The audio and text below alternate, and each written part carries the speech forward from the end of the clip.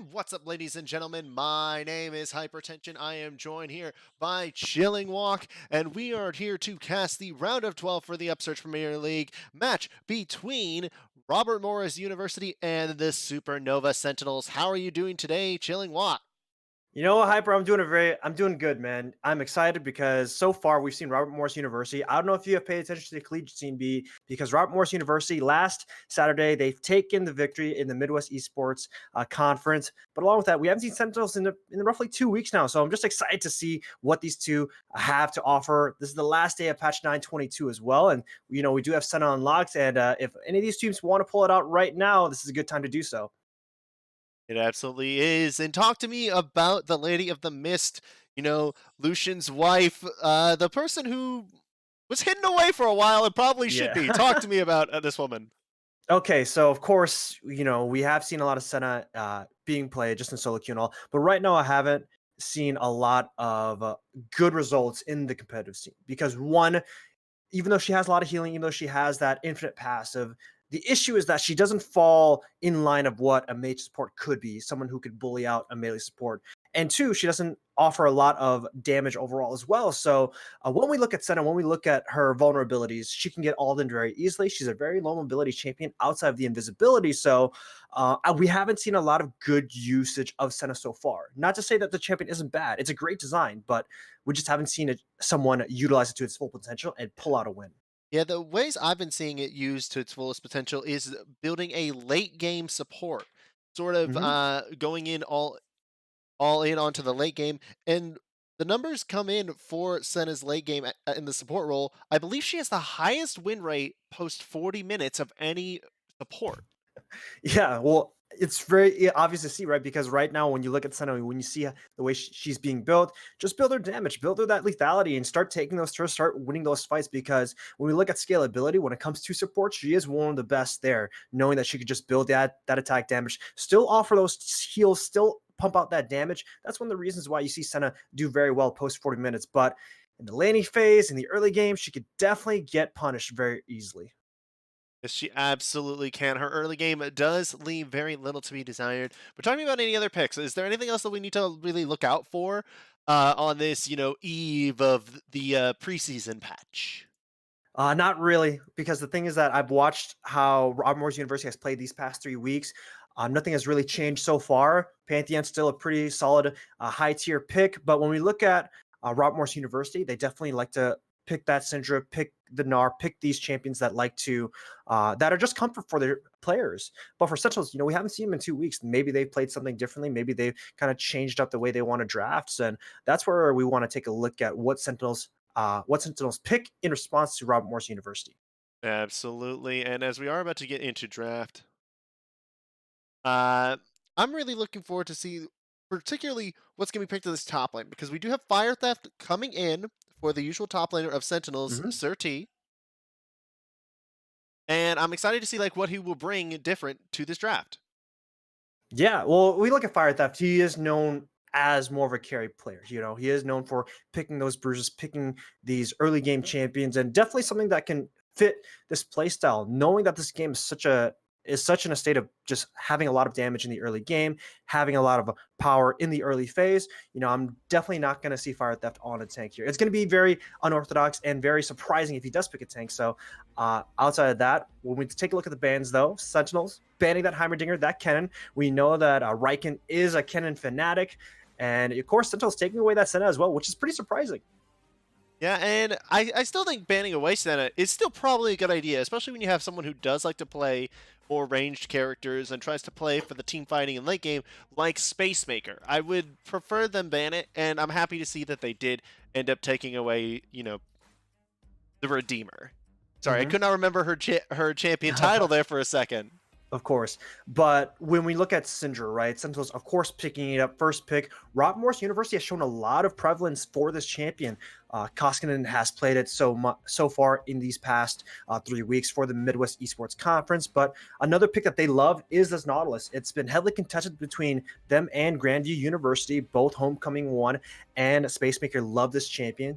easy playmaking, just an easy champion to just kind of look for a front line and also look for those picks as well. So they're going to pick that up. And with that Pantheon being picked as well, Robert Morris University, they are known for flexing this Pantheon.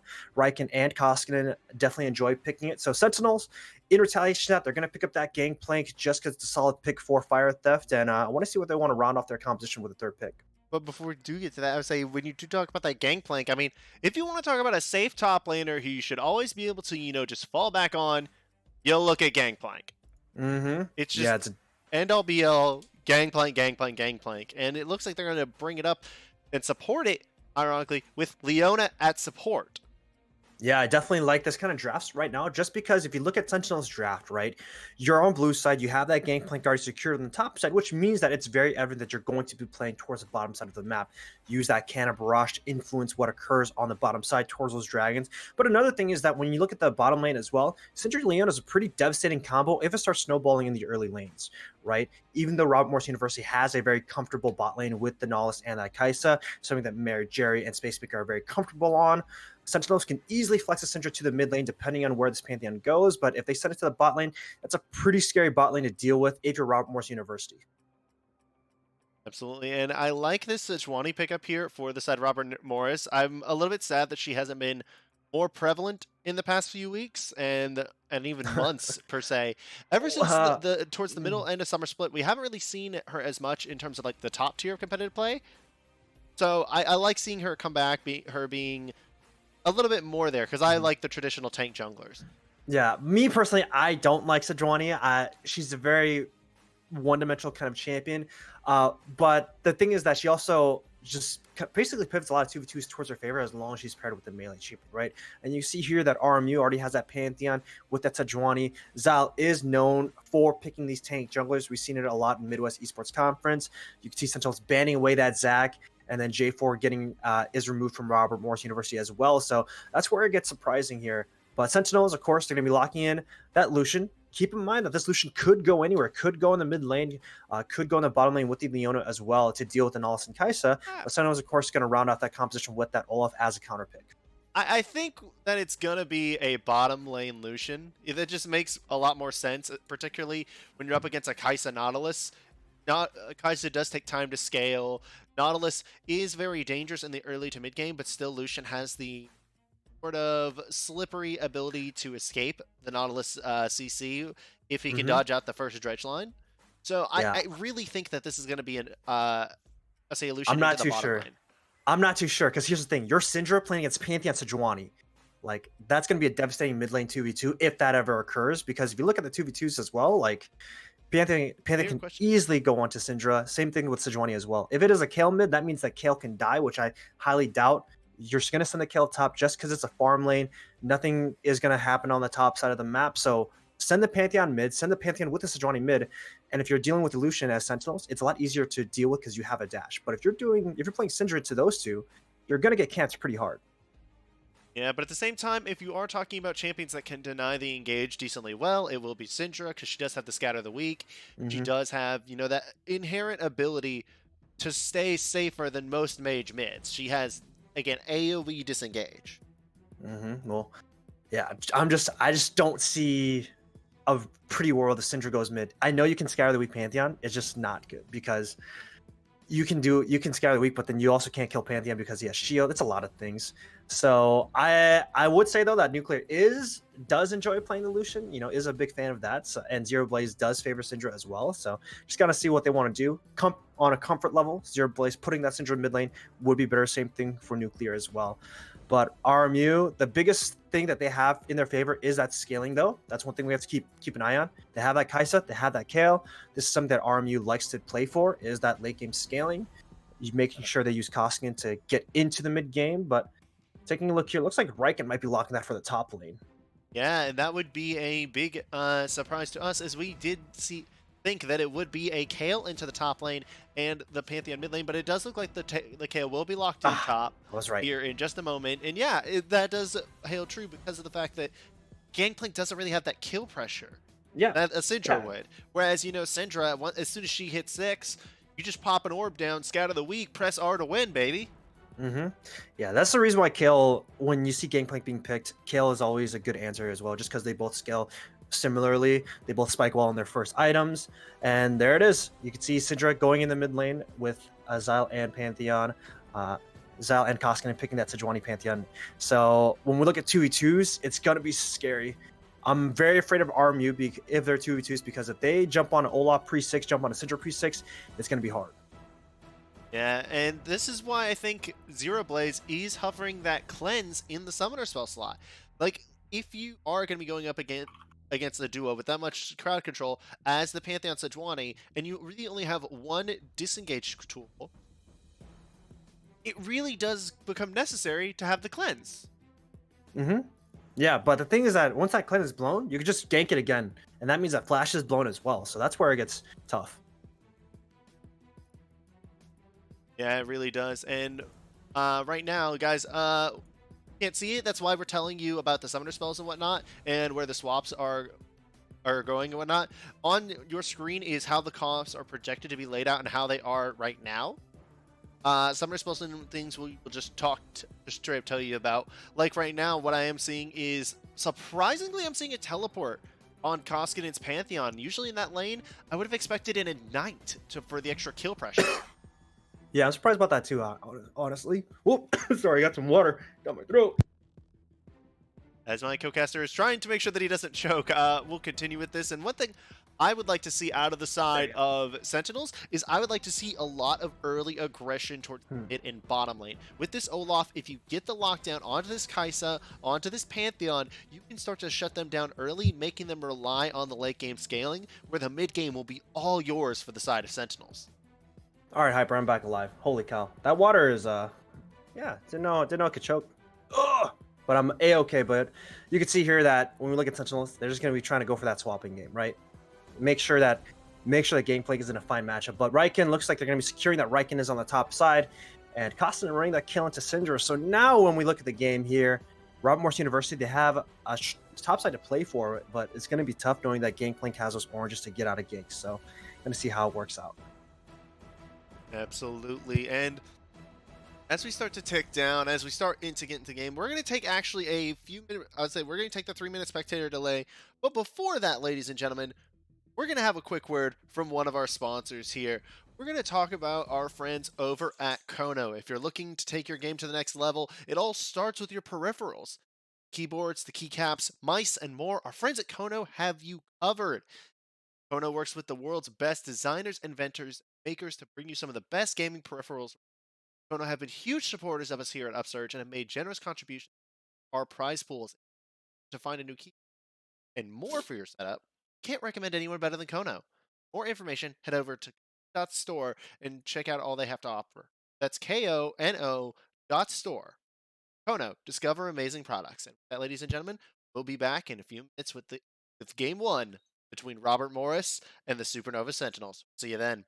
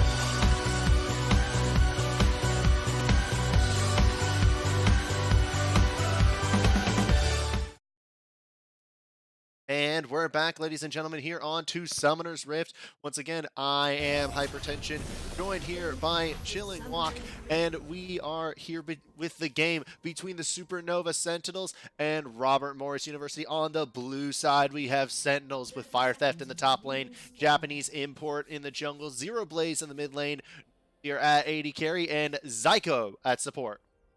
And of course, you can't dismiss Robert Morris University with Kingslayer Riken in the top lane, Zyle in the jungle, Koskinen in the mid lane, and of course, Mary Jerry and Spacemaker as AD carry and support.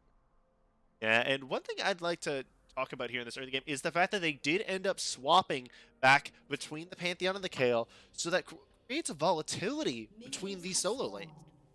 Yeah, it definitely does, because the biggest thing of what Fire Theft has to do in the early stages is try and absorb what pressure Riken and Zyle are going to be putting on. Because when you look at those two, when you look at how their kit functions, it's just going to be a stun CC log against Fire Theft. So timing those oranges, getting out of those ganks, and making sure that his wave is set up so he doesn't get ganked is going to be very core. But on the meantime, when we look at bottom lane, you see a Leona and a Nautilus with Lucian and Kai'Sa. So I want to pay attention to this bottom lane because these two are going to be very volatile. They're probably going to go at it, start swinging fists, swinging guns, and whoever gets that first kill in the bottom side can definitely take over the early stages of the game. Yeah, and Lucian, well, you talk about slinging the guns. Lucian's a champion we haven't seen as much recently. We've mostly been seeing, Kai'Sa, Xayah, and that's really it. But he did recently get the wife buff, and as Doinby has shown, the wife buff is super OP. For sure. But, the reason why we haven't seen Lucian in the competitive sense is because, one, a lot of AD carries just value scaling overall right now. There's a reason why we see Kai'Sa and Xayah as the number 1 and 2. If you're going to see Lucian, you'd rather see in a solo lane just because you get that early agency that he offers based on his kit. But level 2 on the bottom side and on the top side. So, yep, we're getting a lot of fighting all across the map. Fire Theft goes low. Yeah, Rob Morris University just kind of flexing a little bit, make sure they get the level 2s. But outside of that, the biggest thing about Fire Theft is that he's only has 2 CS, has to pick up this wave and try and make sure he makes it out. And this is what I told. Fire Theft taking this pressure is going to be tough because that's what he has to do. If Pantheon gets snowballing, starts getting that early lead, it means that he can impact the mid lane and the bottom lane. And that's going to be scary.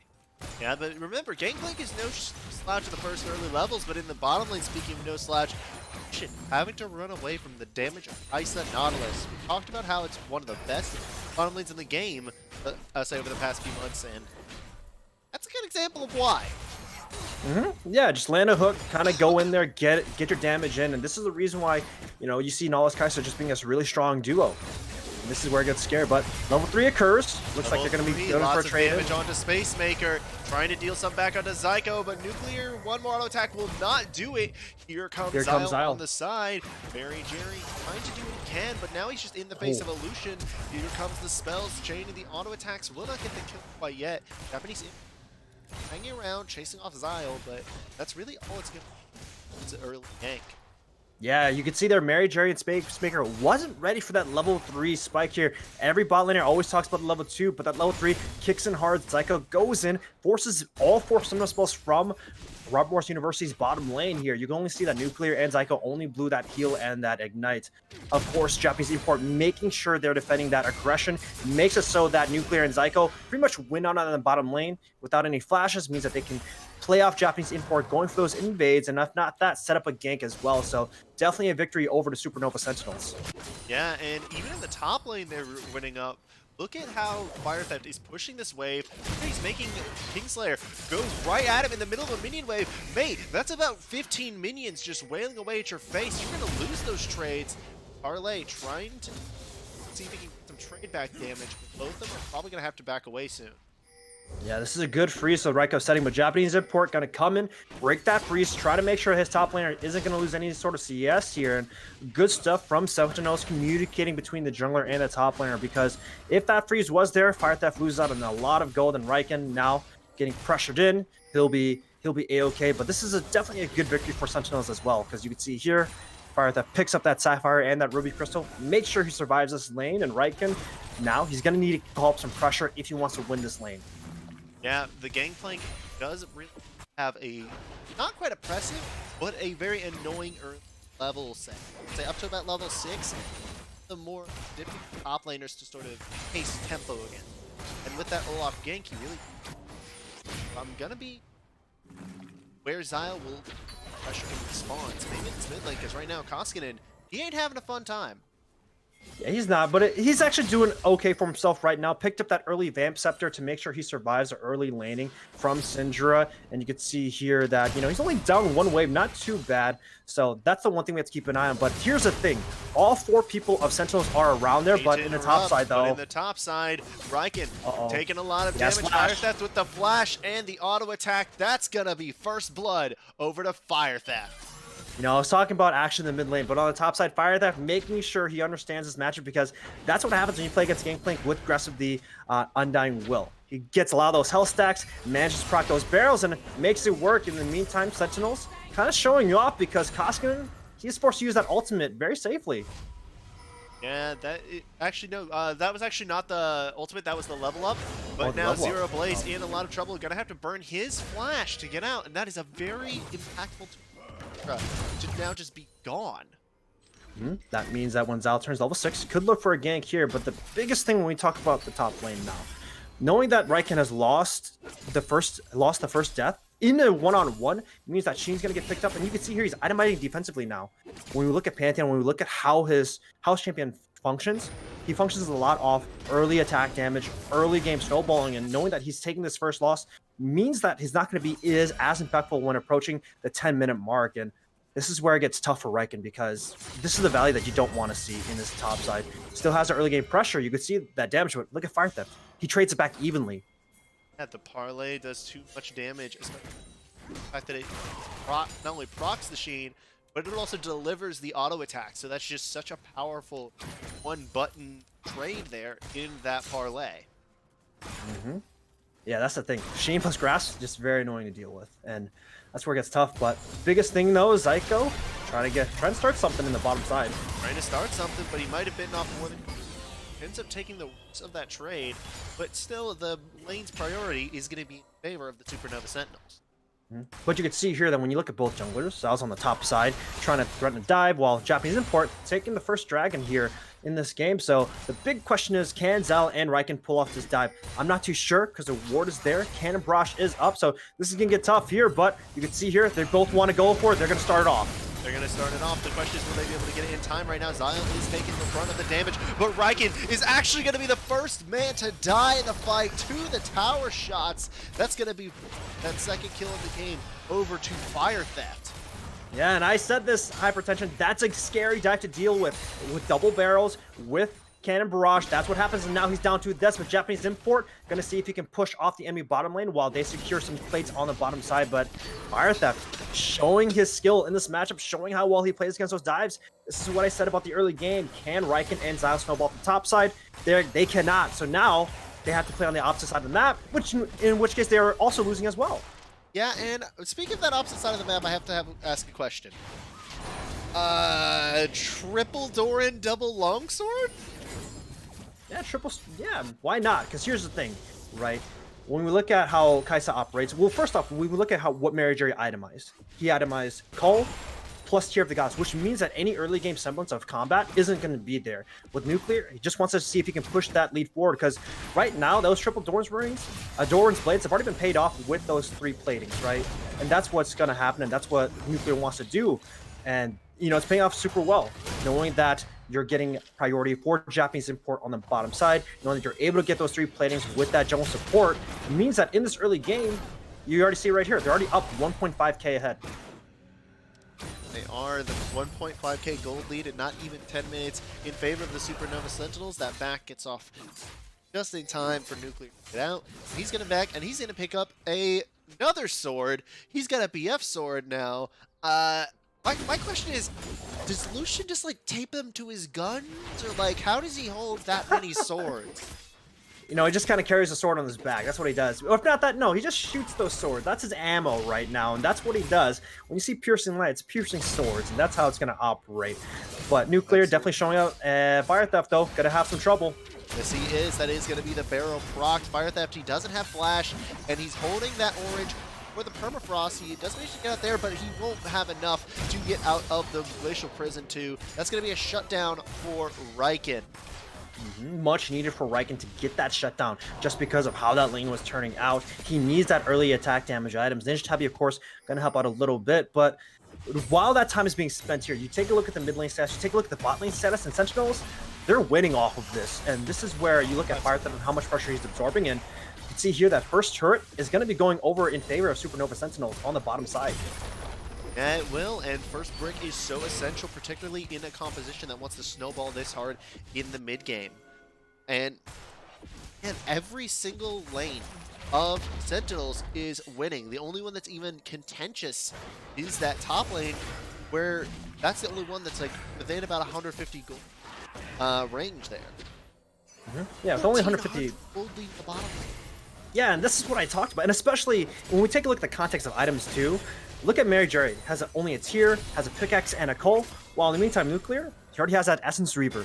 That's gigantic. And now when we look at the swap here, you can see here that Sentinels, they are ready for this 11:30 Rift Hero play here. Zyko's already roaming up. Nuclear comes off a reset. So in no way, shape, or form should Robert Morris University ever contest this because they are down gigantic items. But if they do, it's gonna be tough. But in the meantime, Sentinel's going to pick up this Rift Hero, probably use it for Nuclear to keep on that snowballing, and that's what they want to do.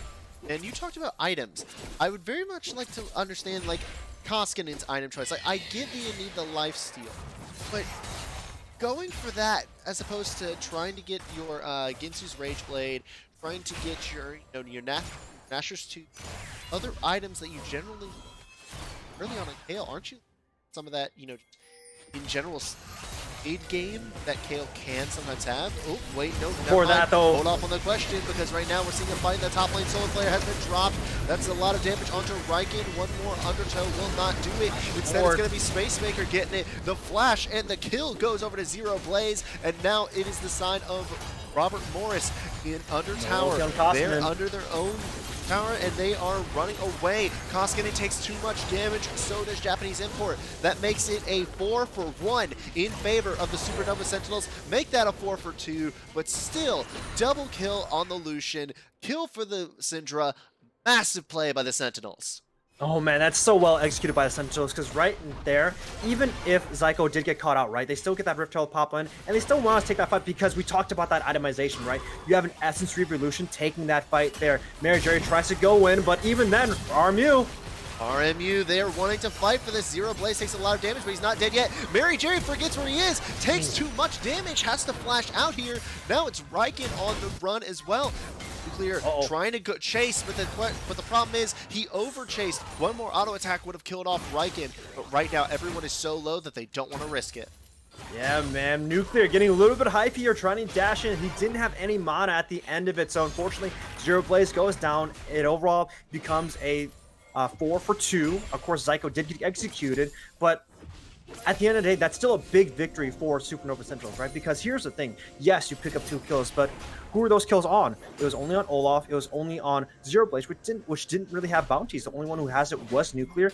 And again, the platings went over to Sentinel's side. That went over to the hand of Nuclear and everyone else. And so we talk about overall victory, overall gold advantage. It still goes over Sentinels, and that's where it's tough. Yeah, and if you look at the plate difference between these two teams, we're seeing a full 10 plates versus 2. That's a massive influx of gold into the pockets of the Sentinels. However, when we look at Robert Morris University's composition, right, they have that Kale, they have that Kaisa. So as long as they slow down the game tempo and slow down picking these fights, making sure they're picking the correct fights on their terms, they are able to scale up. So that's where, if you look at Sentinels, right, they are pressured to end this game relatively quickly. They have that Lucian and that Olaf, which eventually start just losing that late game power compared to Robert Morris University's composition. But in the meantime, Zyko and Nuclear, they want to kind of flex on Riken a little bit, making sure that this top T1, that's going to be theirs. I think they forget that Riken is a big buff Mantheon. He doesn't get flexed on, but he does have to run away when in the face of, Leona Lucian. Yeah, a little bit. He wouldn't be able to fight that. Instead, that is another tower over to the side of Sentinels. They are taking over the jungle of Xyle as well in the top side, and there's really no jungle Xyle to respond with because it's all cleared on the bottom. I'll say on the bottom side with the red quadrant.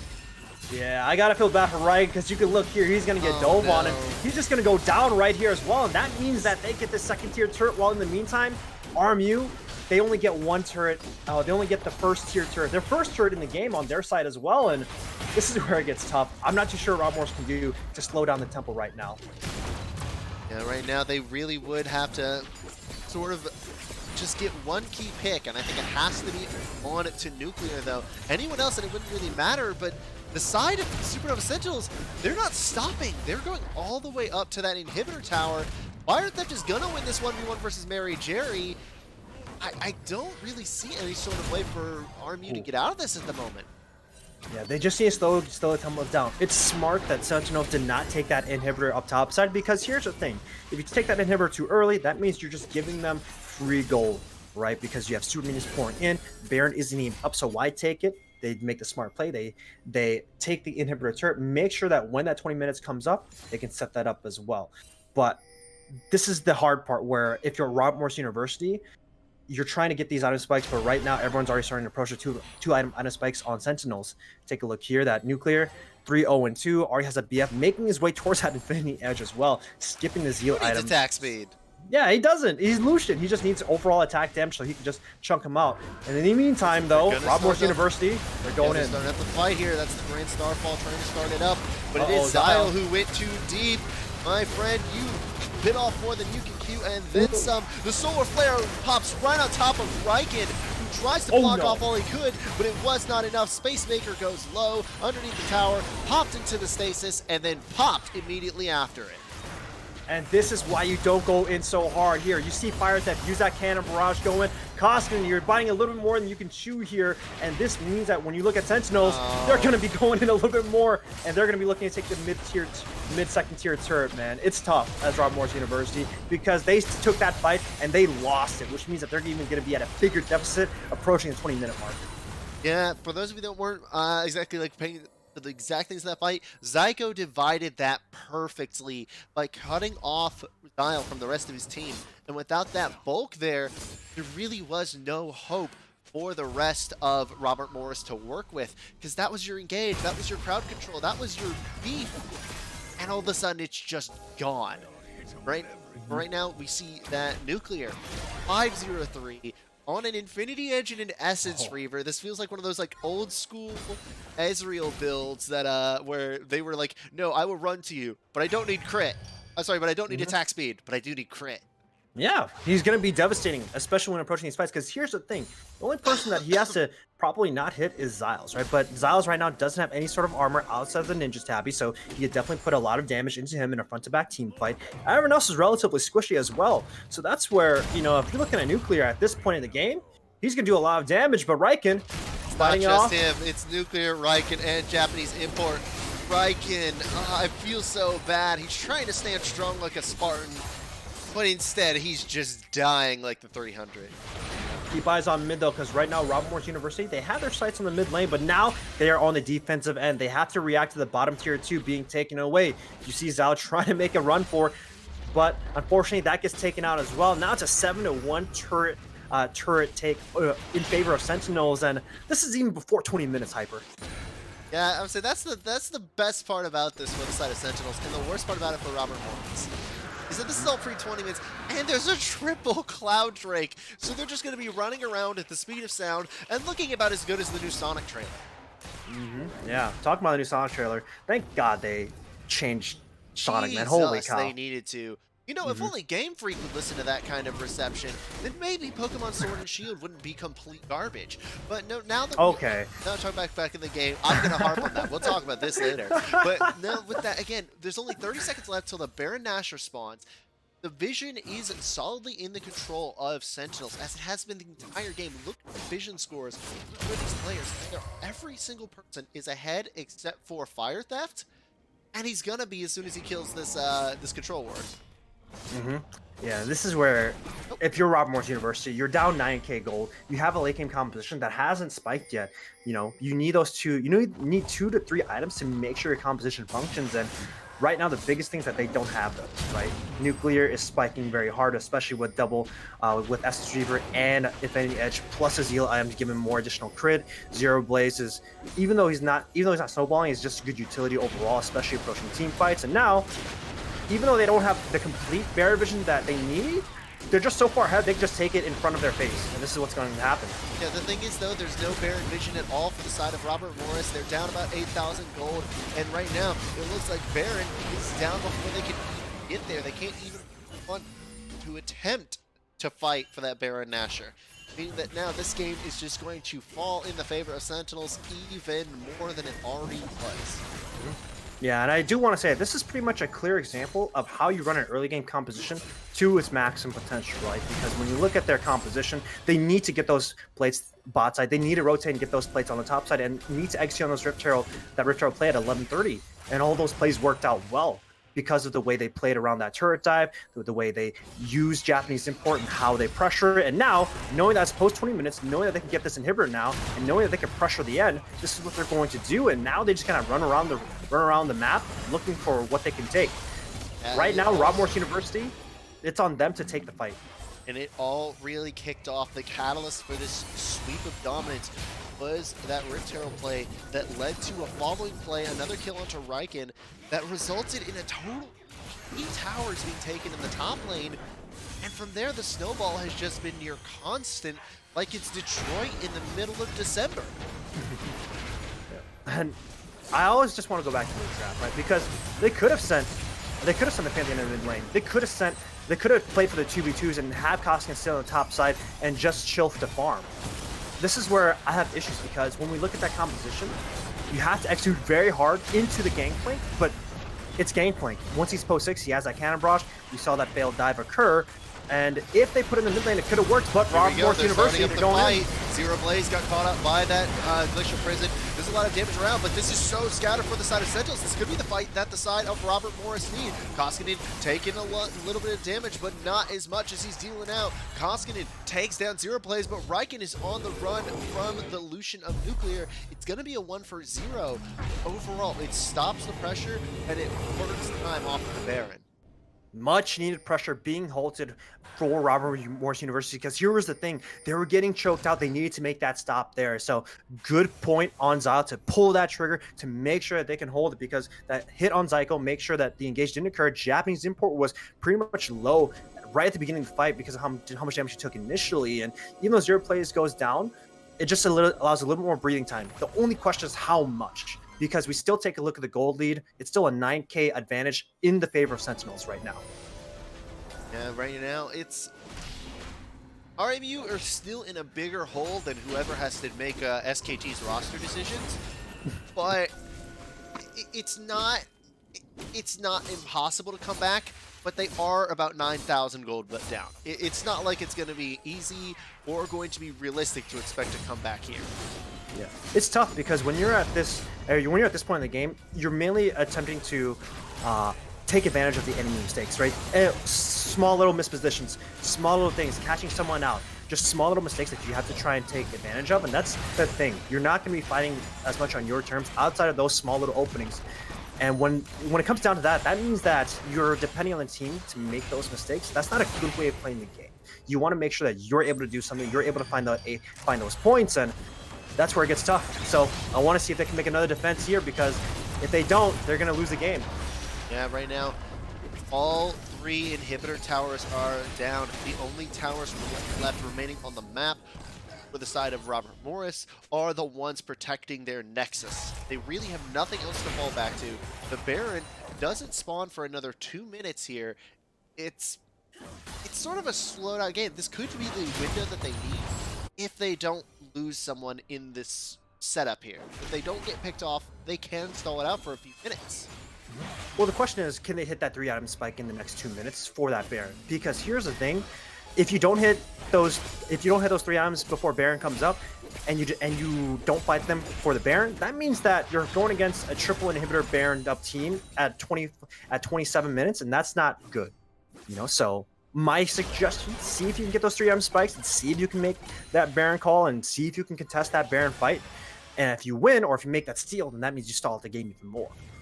So that's what I would suggest. That's the thing I think what Robert Morris should look for because I don't think you could defend the Nexus against a Baroned up team with with eventually three inhibitors being down. You know. Yeah, it would be next to impossible. But on the good news for Robert Morris, Koskinen has hit his final ascended form on the Kale. This is the Mhm. point in the game where he's got his Gunblade, got his Gnasher's Tooth, building into that Rage Blade, but there's no waves left for him to farm to finish out that item. Mhm. Well, credits for Koskinen because here's the thing: he's at 272 farm uh, by 25 minutes, right? He's already picked up his third item, and again, he's at level 16. This is actually very good for Robert Morris University because it means that they can actually fight and have someone to do the damage for them as long as they protect Koskinen as well as they can, right? So it just means that for Robert Morris University, they're able to have a win condition, and if it comes to that Baron and if Koskinen is able to pop off in these fights, and Robert Morris University can play around their teammate, it means that they do have a chance of winning the game. As right now, I'm looking at the gold graph, and it does look like that Koskinen actually is the only member ahead on gold of their opponent. Inhibitor has respawned, so we'll have to see if the side of Robert Morris can protect their base or if it will fall to shambles once again. Spawn here in the next 10 seconds. Looks like the side of Supernova Sentinels, they're wanting to back off and potentially bait a Baron fight because they know that Riken will get there a little bit delayed. Yeah, you can see here they're already starting the step ladder here. Fire Theft moving to the mid lane. But Riken has that ultimate, has that TP, should be a-okay. Biggest thing is, are they going to be able to have sights on the Baron getting started? Because right now, Sentinels, they're taking it, and this is where it gets tough, and this is where the stall can occur.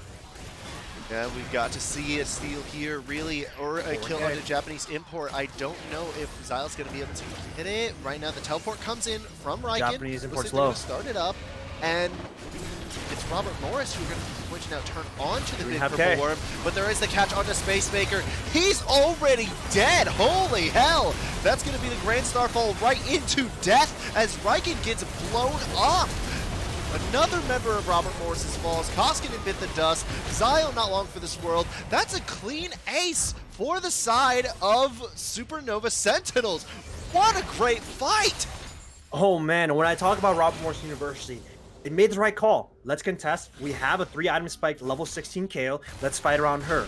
Here's the thing, they did not calculate Fire Theft being a threat onto the back line because when you look at that fight, Spacemaker goes down, Zal goes in, assuming that Koskinen and Mary Jerry can get to the fight as soon as they can, but no, they get zoned out by the Cannon Barrage, by those barrels, by Fire Theft, and because of that, they get ace, and that means that this is going to be the game for Sentinels in this game 1. He's just dead again, man. Poor Space Maker there. I blinked and he was gone. Yeah. That's what happens when you go against an Essence Reaver, Infinity Edge, Phantom Dancer, Nuclear, plus Zero Blaze throwing that ultimate at him. It was just an absolute wiping of the floor from Supernova Sentinel. And you have to imagine that they're going to try to do the same thing again in game 2. That one just, to me, made it seem like Sentinels is a far better team. Not necessarily, because this is I would say that they were definitely better in this game for sure, right? But the biggest thing is we look at their composition, right? This is an early game composition against a late game composition. And when we take a look at how they play, that's what has to occur, right? Of course, if we look at Robert Morris University, they're going to be losing some plates. They're going to be losing some pressure on the map itself just because of the way they drafted. But when we look at Supernova Sentinels and how well they executed, that's where the difference lies. Because if they make those calls and they fail at those things, that means that the game is going to be stagnated for an early game composition, which is what you don't want. So for Supernova Sentinels, yes, they played their early game very well. They pushed their early game to the best of their ability. The question is now is that can Robert Morris University play the early game to match Sentinels, or are they still going to be following the game plan of playing a late game composition? Because if they do, they're going to have to understand where Sentinels are going to be putting their pressure and understand how to slow the game down because there are some fights that they should not have taken. And because of those fights, it costed them. Absolutely did. And that's just really evident in the damage graph where you see like his Pantheon had a fair bit, but he was about half the damage of let's say of the Syndra, of the Lucian, and it really snowballed too far out of control too fast for Robert Morse. Ladies and gentlemen, we're actually going to take a short break. We'll be right back with Game 2 between Robert Morris Eagles and the Supernova Sentinels here in the Upsurge Premier League playoffs. We'll see you then.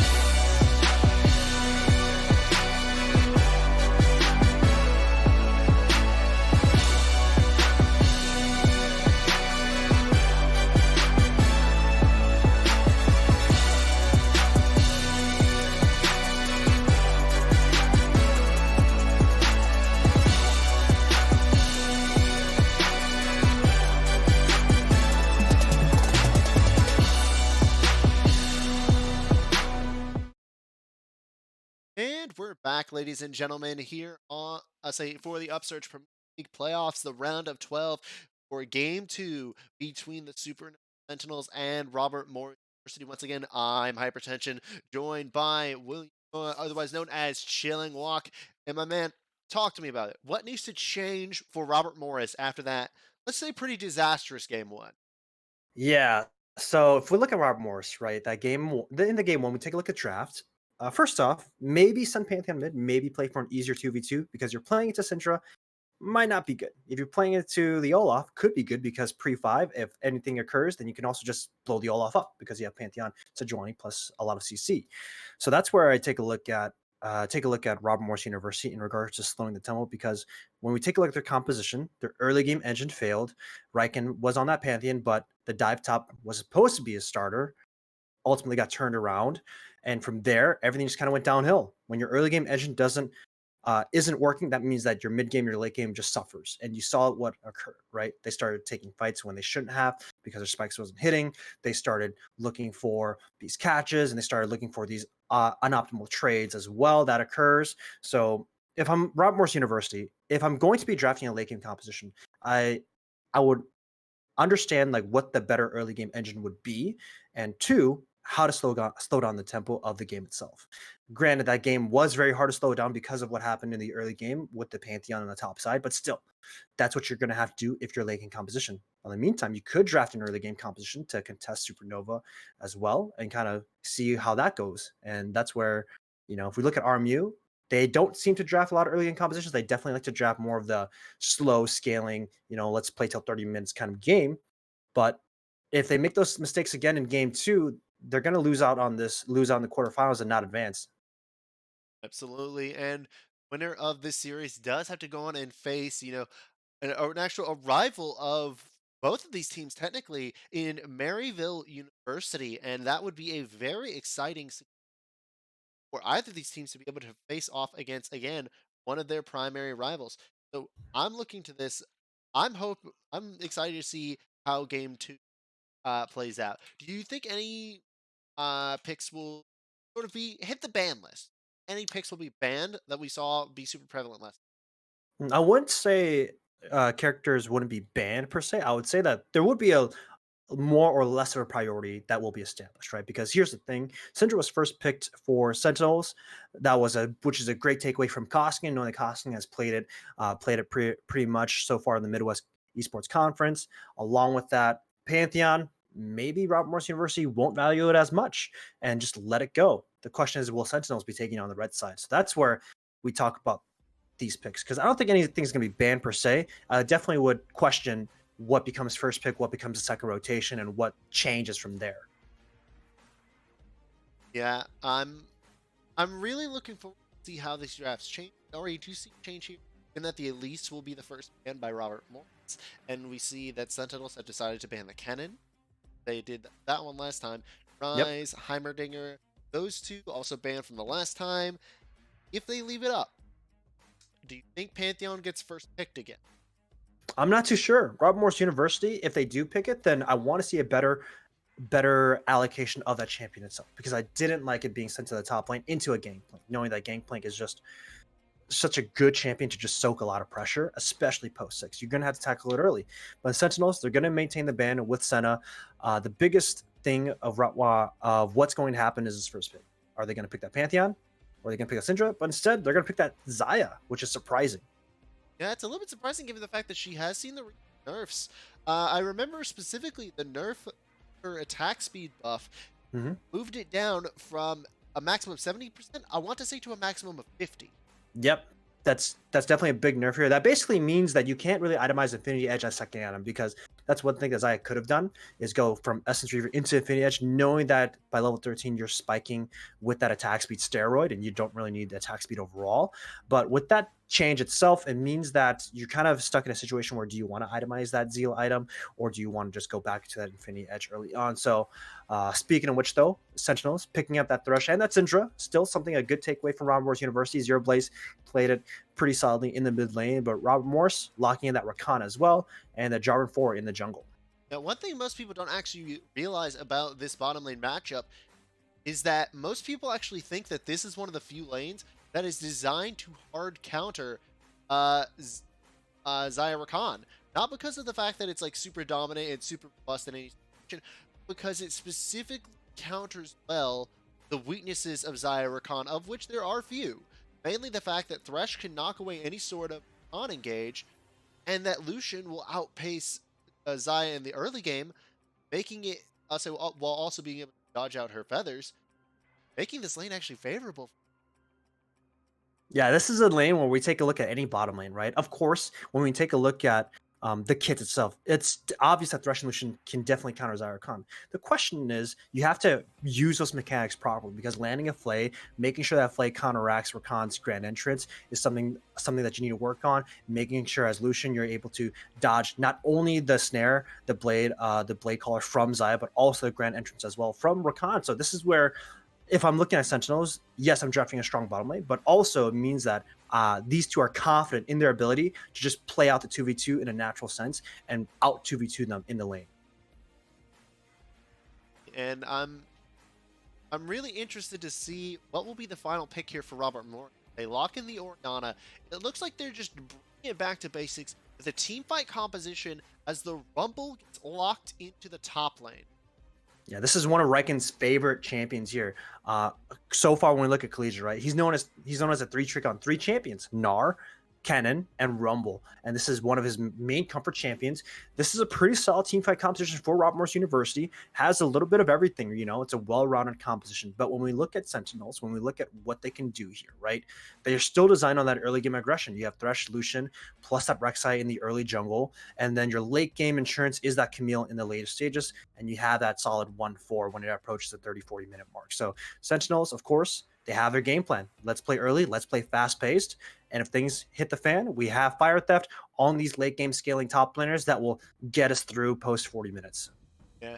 And I also do have a question for you. What do we call this bottom lane now? Like Evolution Fresh. I guess you can't call it wife steal anymore, because the wife is unstolen. I don't know, honestly. Twitch chat, I'll let Twitch chat decide. I'm not too sure. I'm not good with names. You guys I'll let the community decide what a good name will be. Yeah, because this lane is too iconic to go without a name. But yeah, no, looking at this, as you said, the mid to late game team fighting for RMU put to the test against the early to mid pressure and map rotations of the Supernova Sentinels. And I really think the biggest trick here is actually going to, I think that it's all on Xyle and onto Japanese import to utilize the ganking potential of the Jarvan and the Rek'Sai. Definitely, and I definitely agree with that statement, because here's the thing, right?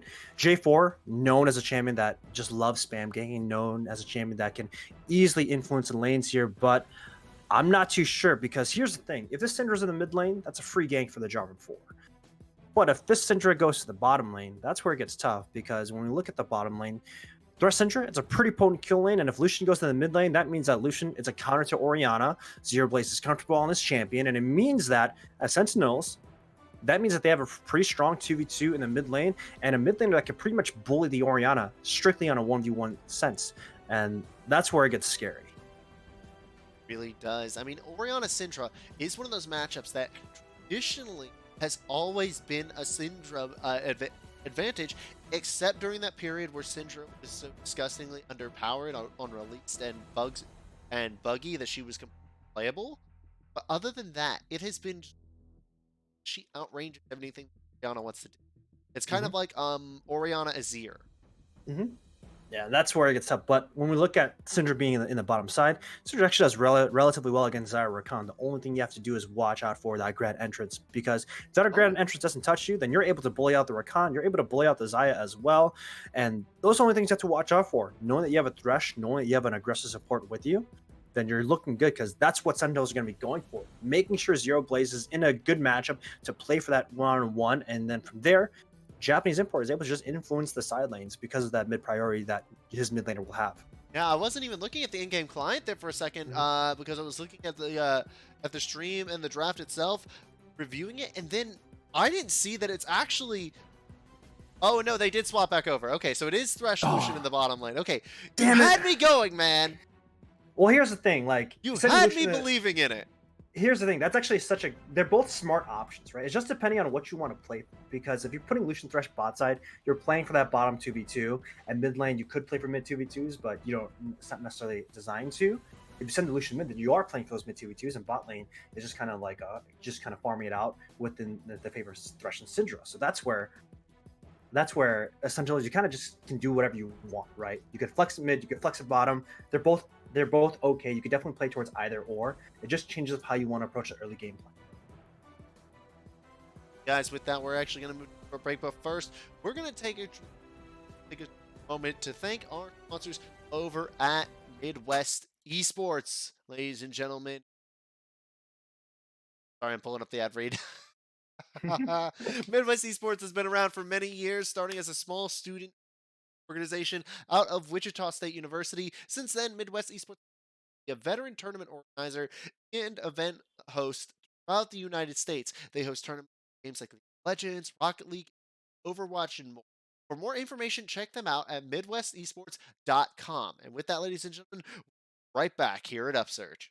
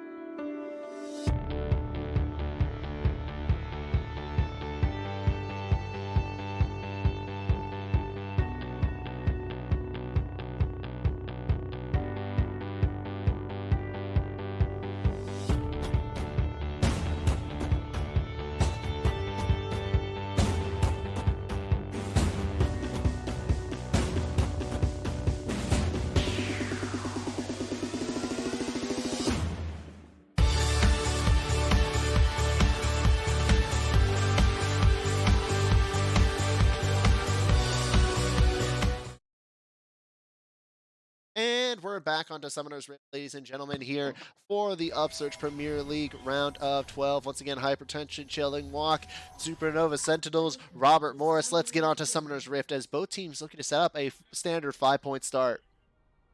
Yeah, and we talked about what a more should be doing, right? With their composition, they have a really solid 2-item spike. They can look to play around that, but of course, Sentinels, they're still down for that early game aggression, especially with Japanese import on this Rek'Sai. Pretty solid counter pick, and you can see here when we look at Rob Morse University, they just want to get some early wards here, kind of see where they want to start. And Sentinels, they're completely aware of this happening. They're just going to be trading some vision and going for a little bit for some defense here.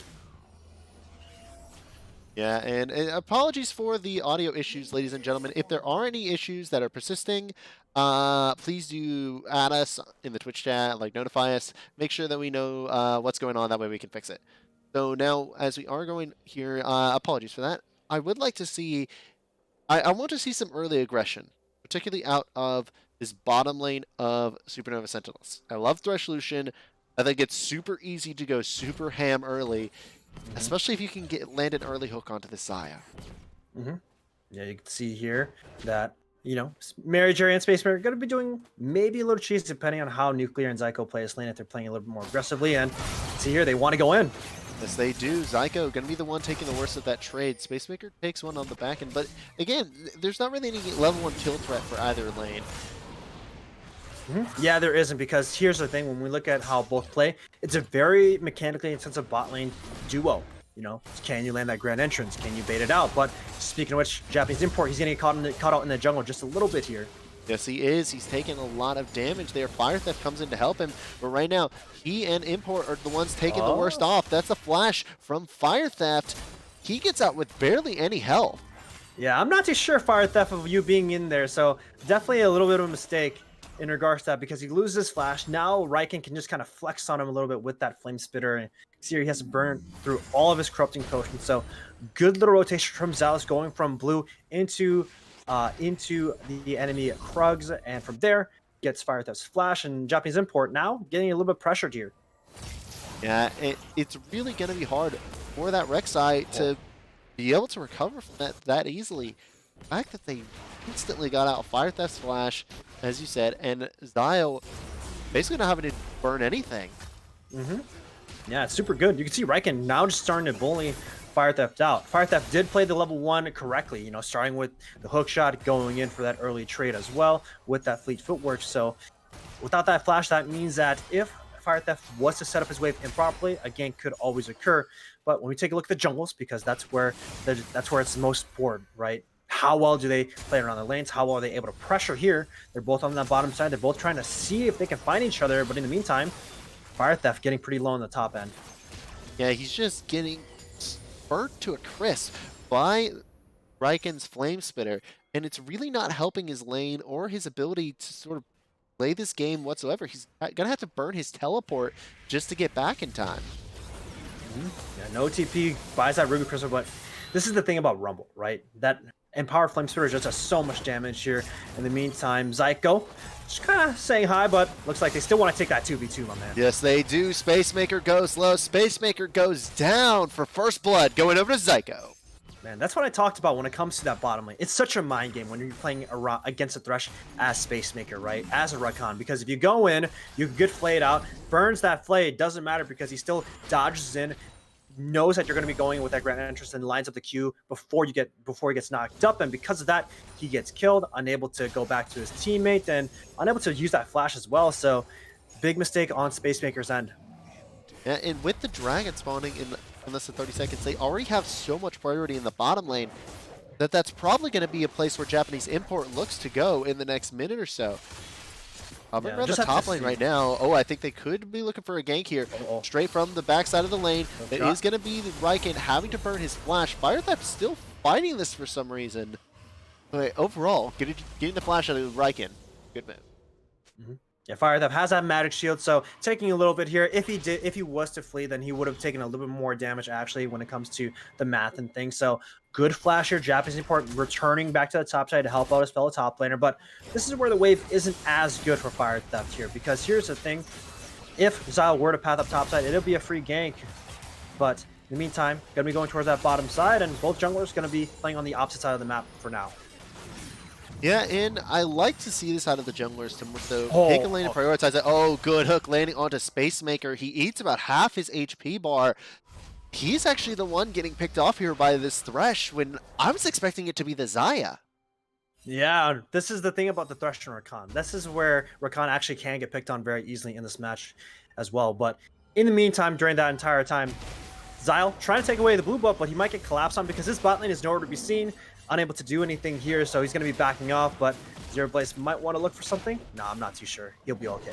Yeah, I mean, he would have been outnumbered there because Koskinen was waiting in the wings. He didn't have level 6 yet. He does now. So the Shockwave would not have been far off. It would have been a little bit risky to try for a fight there. But now Fire Theft, he's saying, like, I don't care if you are a level above me. I'm going for the fight, and he wins it. Yep, and this is how the matchup works when you're playing Camille. You always want to set up the hook shot, and then from there use that auto attack to get yourself a magic shield because you basically just win the auto attack trades. Of course, you're going to lose push against Rumble, but that's what you're going to do in this matchup to survive. Because if you just sit there, take a flame spitter in the face, it's not going to be fun. Yeah, I imagine this matchup you want to prioritize the Titanic Hydra first, purely for the survivability and wave clear, right? Yeah, it depends here. You can go the Hydra first. It all depends based on the matchup.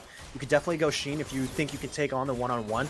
At 6, it gets pretty hard, of course, but you can see here Fire Theft looks like he wants to itemize that Phage going into that Sheen as well, so he'll be doing okay. Maybe just because he's just confident in this matchup as well, because you look at Sentinels, their bot lane's also confident in this matchup. You can see here almost 2 waves ahead in regards to the 80 carries. Yeah, and that's a really big number when you're talking about Illusion, just because we saw how hard he can pop off in the mid to late game, in the early to mid game, as we saw last game. Again, he went like, what, 6 kills, 0 deaths, like 9 assists. He was everywhere on the map, destroying the side of Robert Morris without any care or mercy. And the fact that he's got this lead, with Fire Theft catching up now? Yeah, and this is the thing, right? When you go triple Doran's Blade, it also means that any trade that you take, you just lifesteal back up, right? He also went over heal as well, but Xyle might be meeting Japanese import on his own end, and looks like a little scuffle here, but on the meantime, we take a look at the total gold lead, 11k to 12.5k. This is where we see the big gold lead in regards to the jungle match, and in regards to that, but bot side getting the hook in. Getting the hook in, but the Flay might have bitten off Zyko more than he could Q, as he takes so much damage there. I'm not sure what it was that caused that much health to go away. Yeah, that Blade Caller going in, but Zero Blaze getting some pressure in the mid lane, and that's where Zyko, he's on a ward. They might want to pull the trigger. Might want to pull the trigger, but I think he does end up sniffing it out. It's like, okay, they're positioning too aggressively, but they're not to be a ward in this bush. Oh, Japanese import. He's here. He has the execute of the Void Rush, but he's also got his team waiting in the wings. They're trying to chase up. Like nothing's going to end up coming out of it, though. So this could be Supernova Sentinels trying to position for the Drake next? That's actually a really good invade from Sentinels. Unfortunately, they didn't have eyes on Koskinen, because here's the thing. Koskinen actually took a reset at that time, so at the most, it would have been a 3 versus 4 in favor for Sentinels for that red buff invade, but Sentinels are going to pay some respect there, back off, you know, let Xyle have that red buff because they didn't know where Koskinen was, so no harm, no foul, but the biggest thing is that knowing where Xyle is, it means that Japanese import is able to do what he wants on the map and able to track him out, because you can see here, he has his sights on the top side. Have his eyes on the top side, but roaming up right now. Looks like they're both going to try and catch Riken as he's coming back from farming. Hook shot doesn't quite get there, but that is going to be the Hextech Ultimatum. Baby Cage down, but the baby's already dead. Riken gets cut down by Japanese import, but the Cloud Drake will be traded over in favor of Robert Morris. Yeah, it's going to be a fine trade overall in favor for Sentinels, just because they get a kill onto import an early game Snowballer, their early game engine for the first 15-20 minutes. But the biggest thing is that getting a kill on Riken is so good, just because it means that you're allowing your Camille to get some breathing room, allows the Camille to get some gold on his own and EXP advantage, and this is what happens, forcing that TP from Riken. He has to pick up this wave, and that means that in the next TP, they are able to play off through Fire Theft. And it looks like I was right about calling that it would be a Titanic Hydra first. Fire Theft has that Tiamat, got the Ruby Crystal. That, again, those are the items that build into it. Taking so much damage there from Riken's Flame Spitter and those electric harpoons. I cannot remember the name of that ability. Yep. Yeah.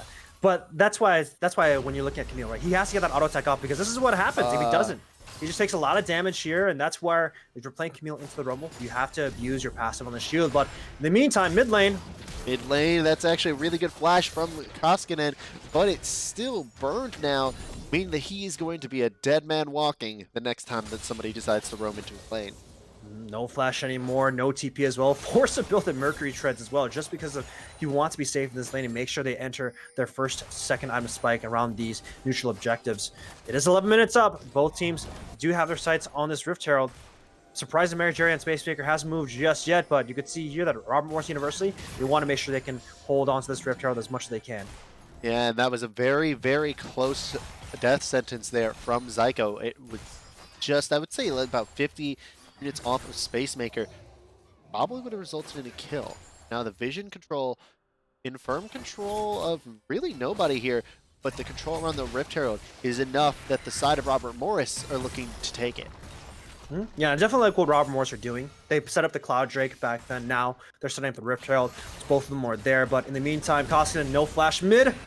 Ooh, barely able to make it out alive. Yeah, and this is going to be the Eye of the Herald going into the pocket of Zyle while the Herald just goes over to Robert Morris. Nothing able to be done from Supernova Sentinels. Yep, Rift Herald gets used. That means that they're able to use it mid, able to use a top, try break the mid game open here, but Zyle getting caught out. Zyle getting caught out. The Void Rush is there, and Zyle won't be for very much longer. Oh, that was actually a perfect blast cone there, and that's going to be the equalizer coming down, just wasted. Oh no, I thought that blast cone was so good because of the distance it knocked Japanese Import back, but it really just doomed Zyle.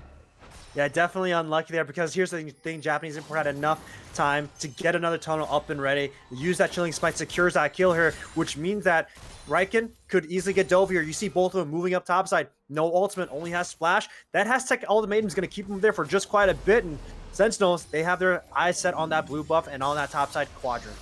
Yeah, and remember that the Syndra orbs will be available as soon as you get done killing off that blue buff. So now, Riken, the wave is going to be pushed up under his tower. This is the perfect time for the dive. Good. Hook shot's going to land. The flash goes wide for him. That's going to be Unleashed Power. Japanese Import picks up the kill. Yeah, but at the end of the day, though, Rift Herald gets used, and Space Maker tries to go in forward play, but not going to work out. So this is where the cross map occurs. Robert Morris University trying to see if they can do anything on the bottom side, knowing that they are down 2 plates respectively on the opposite side. But here's the thing: you got 3 kills on Japanese Import. You're only going to get 2 plates here. You're not going to set up a dive, but you can see there, a hook even gets landed on Zyle. He's going to go down. Zyle dies off almost immediately. That was just a perfect play by the bottom lane of Supernova Sentinels. Yeah, they lose 3 plates, but holy cow, Zyko lands that death sentence onto Zyle, and then he goes down. That means that your top side, both 0-4 and Zero Blaze, they're going to put on the pressure in the mid lane. Yeah, there is no Unleashed Power, but oh my god, that Shockwave didn't do a damn thing. Koskinen gets absolutely annihilated by the Supernova Sentinels jungle and mid combo, meaning that's 6 kills to 0 for Sentinels. Yeah, an incredible early game from Sentinels right now, because here's the thing: Japanese Import 3-0-1, Nuclear and Zyko understanding pressure, understanding the cross map play that was occurring, and they managed to punish the missed positioning from Xylan. Now Fire Theft having that Sheen, he's able to take this one-on-one as well.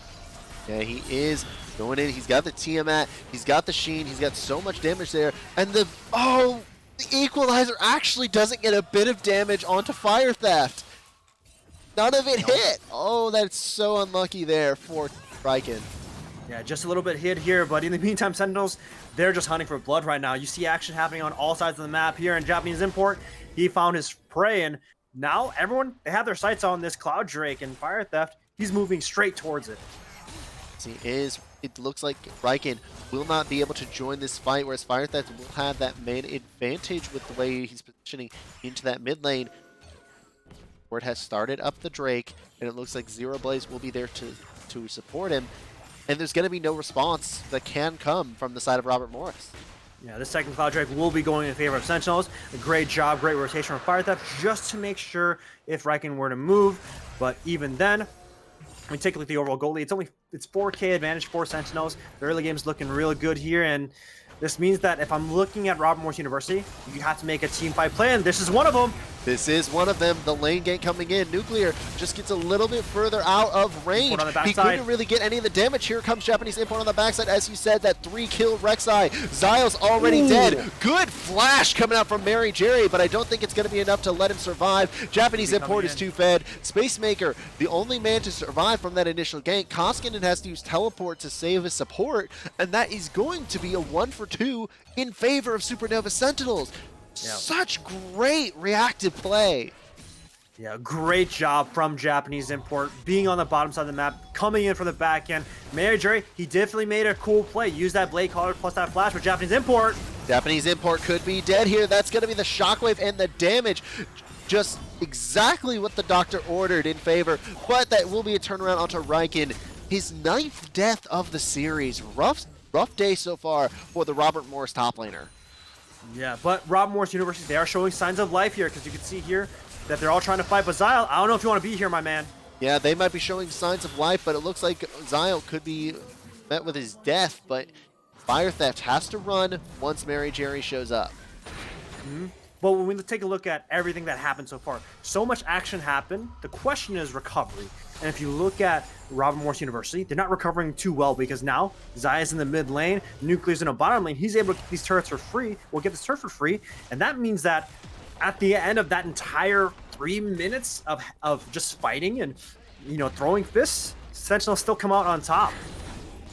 Yeah, Nuclear still wins the day despite suffering his first death of the day in that exchange. 2 towers. I believe they got like 3 kills in that setup.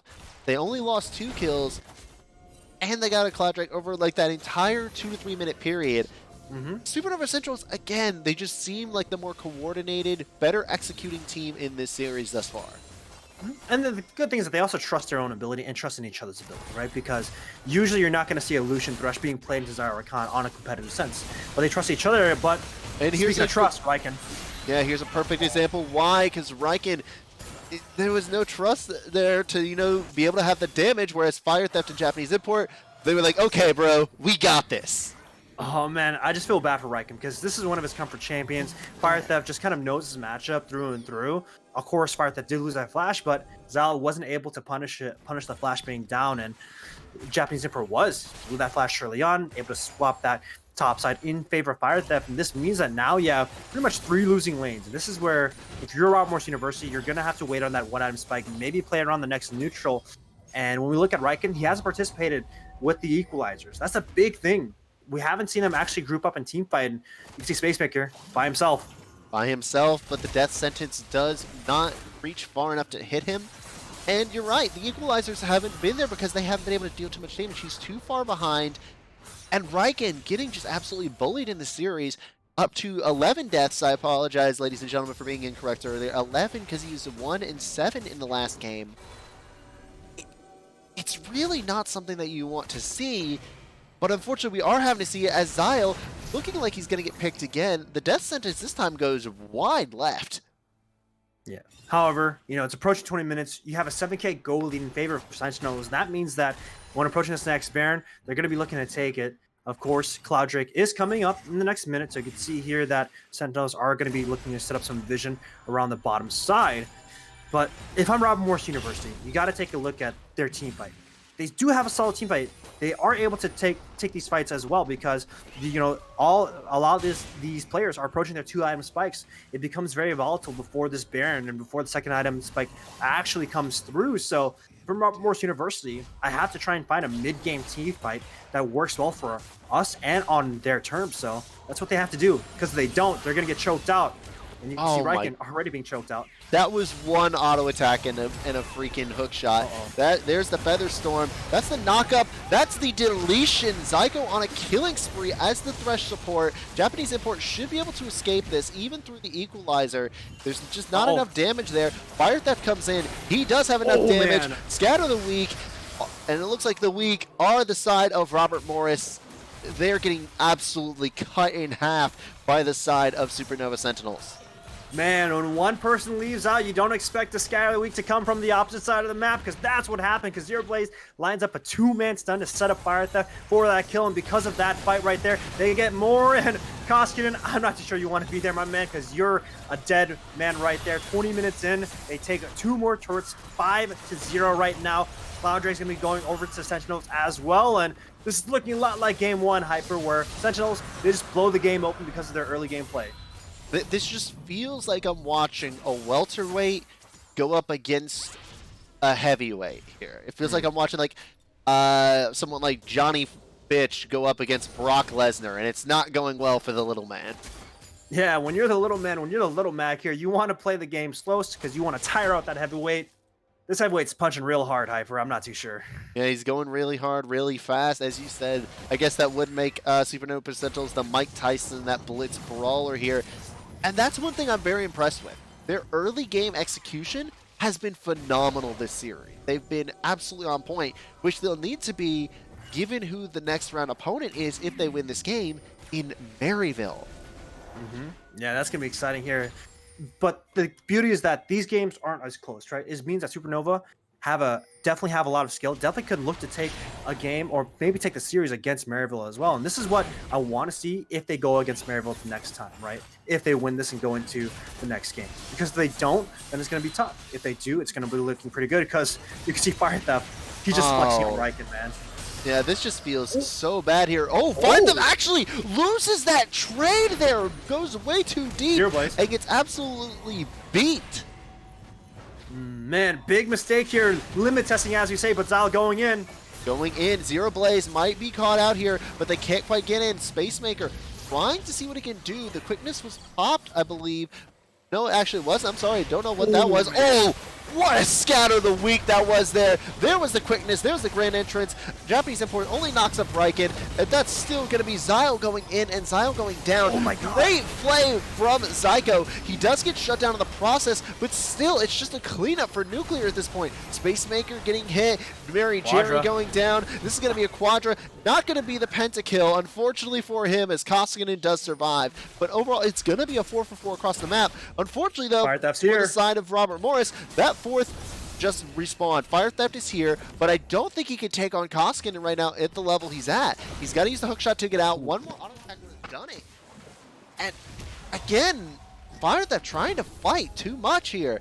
Import needing to run away. Look at how many freaking burrows there are.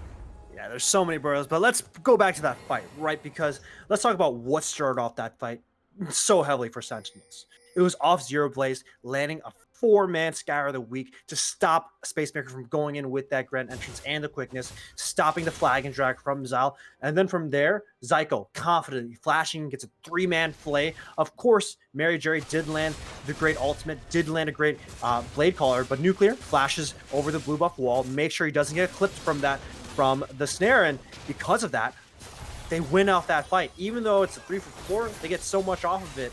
And Nuclear, he gets 4 kills off it. Yes, shut down one over Koskinen, but at what cost? Because right now, he has a Hex Drinker, and he's not going to be going down anytime soon to Riken or Koskinen. Yeah, he's going to look to build that. I believe that builds now into the Phantom Dancer. And that's just going to put him at a point in the game where I don't think that Zayat can fight him, at least until she hits that 4-item breakpoint. Now, we are seeing that the side of Robert Morris have been able to stall out the game better than last time. There has still been no Baron Nashor taken in favor of Supernova Sentinels. Yet. That's the key word. Yet. Yeah. Here's the thing, though. Like, we still talk about these team fights. That team fight may have been very different if Riken had that equalizer in regards to that corridor, right? Maybe if Riken was a part of these fights a lot earlier, these fights could be swinging towards their favor. The issue that I have right now with Robert Morris is that a lot of their ultimates aren't syncing up. You're not seeing the Cataclysms go in with the equalizer, followed up by the quickness and the grand entrance, right? You're not seeing these kind of synergistic ultimates being used in regards to that fight here, because Zyle, he's getting caught out. Now you're seeing some synergistic ultimates. The culling and the baby cage gonna be great. Great hook onto Mary Jerry. Pops out the Featherstorm. That is a massive ultimate to not have up here in the coming fights. Yeah, and this is where we talk about communication and just working together, right? Because Zyle, he should not be there. You should never be up that far. Because if you do, Fire Theft goes in for that pinch, and it means that they have that Baron on their sights, and you can see Zero Blaze just basically being the split pusher for their team, and he has that TP. There's so many wards on in regards to that topside quadrant. They can easily turn this, and the hook lands. Oh, there's the hook on the Koskinen. That's the man you don't need to die. That's the man who gets absolutely buried. 6 feet under he goes. And that's going to mean that really Supernova have complete control of the game. Oh, this is so huge now. They're just not on the same page, Hyper. I don't know what's going on, but they're still continuing the fight here, and Mary Jerry's going to be going down as well. Yes, he is. Spacemaker, not long for this world either. Riken going to be dying immediately after. Now that's Zyle. Last man alive, last man to die. That's an ace for the side of Supernova Sentinels, their second of the series, and this should at least be an inhibitor. Yeah, 10 seconds left from Koskinen. He's going to have to try and go in. But when we take a look at how you contest Barons, you don't walk split from the fight there. Koskinen walks by himself on the top side ramp into the Baron pit, and that's what cost him the fight there. Your gigantic Orianna Shockwave is not part of that fight.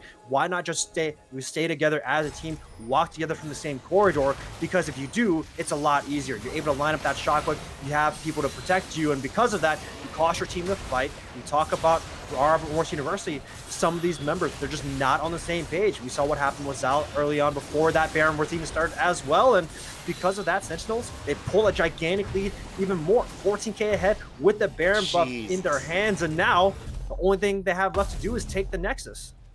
Now 14k gold, you know what they say about that, ladies and gentlemen. Yeah. I was trying to make a joke about like 14 karat gold, because like that's like the minimum to be real gold, but I couldn't figure out one at that moment. I'm sorry, ladies and gentlemen. Started from the bottom, now they're 14k ahead. Damn, that was actually better than what I came up with.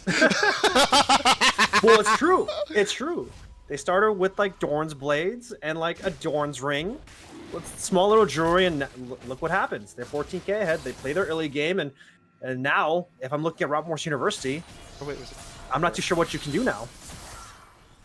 Yeah, and I mean, you have a 7-1 Rek'Sai. Question: do you think Japanese Imports builds the infamous Infinity Edge Rek'Sai?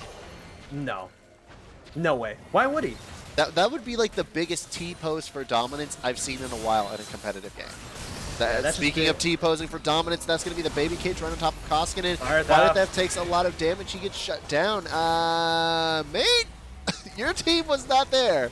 That is what you call limit testing, Hyper, because he did that twice this game. He's having a little bit of fun. It's all okay. That's what we're going to say here. You call it anything. I call this thing because the fight's going to break out. Yes, it is, as we're seeing already. Nuclear gets shut down. That's actually 2 members of Supernova Sentinels already dead. Looks like that they're going to try and turn it around. Zyle gets blown up in the process. That's the... Oh my god! Scatter the Meek! That's going to be Void Rush going in. Riken will probably die, but still, there's going to be a Guardian Angel, and there's so many minions going to be piling down in the mid lane. What a flash from Zero Blaze to dodge out that ball. It's not going to be enough quite yet, though. The minions wailing away. Japanese Import has a lot of damage that he can out. The minions still wailing away on Koskinen, who's got to be careful about it. Yeah, looks but like, oh, look at the teleport! Look at the teleport! They don't know. He's gonna try and do the Xpeke. Can he get the backdoor? Looks like that he's got one tower already. Oh, no. Mary Jerry going low. Mary Jerry almost dead. Mary Jerry going down, and that's an ace for the side of Sentinels.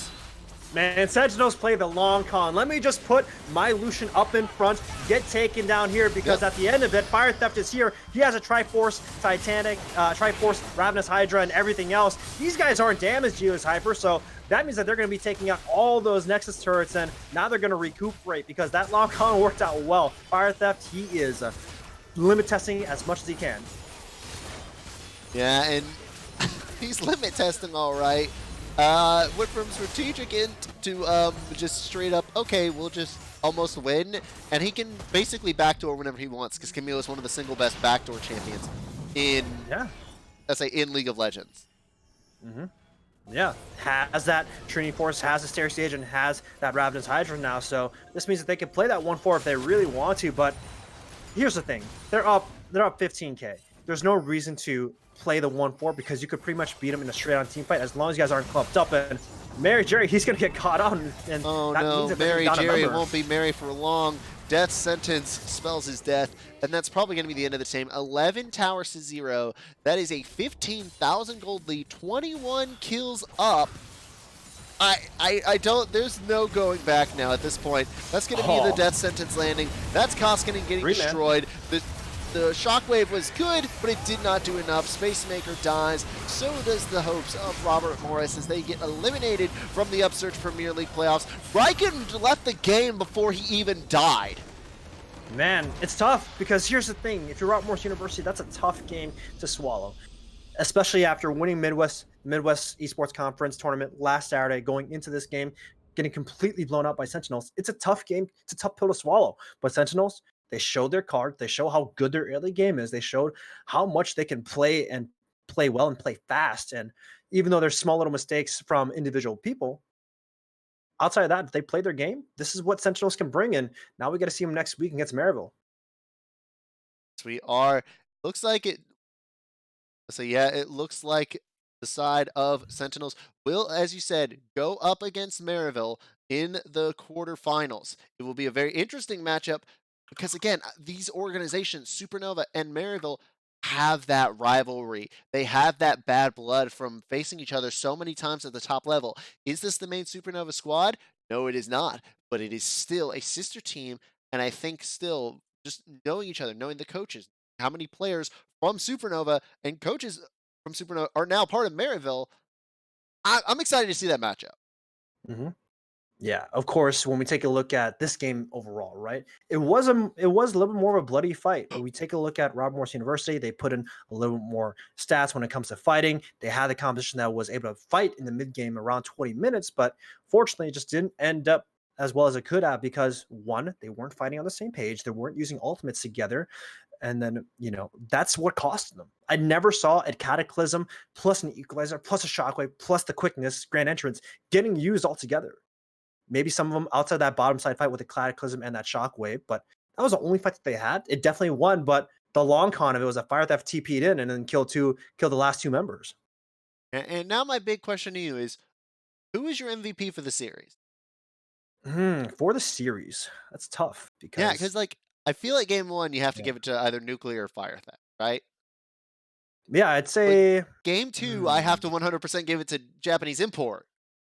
yeah, it's pretty tough. Honestly, Supernova Sentinels, they just had strong performances overall. Okay, I can't really I've got one put an for you. MVP though. Why don't we give the MVP to T Combs for having a team that did so well tonight? Sure, why not? There we go, T Combs MVP. CEO MVP. CEO MVP, ladies and gentlemen. And with that, that's actually going to be it here for us at Upsurge Esports for the night. Tune in on Thursday for some UML action. We will post on Twitter as to what channel that will be hosted on. But in the meantime, I have been Hypertension, joined here by my fantastic co-caster, Chilling Walk. And thank you guys for joining us here on the show.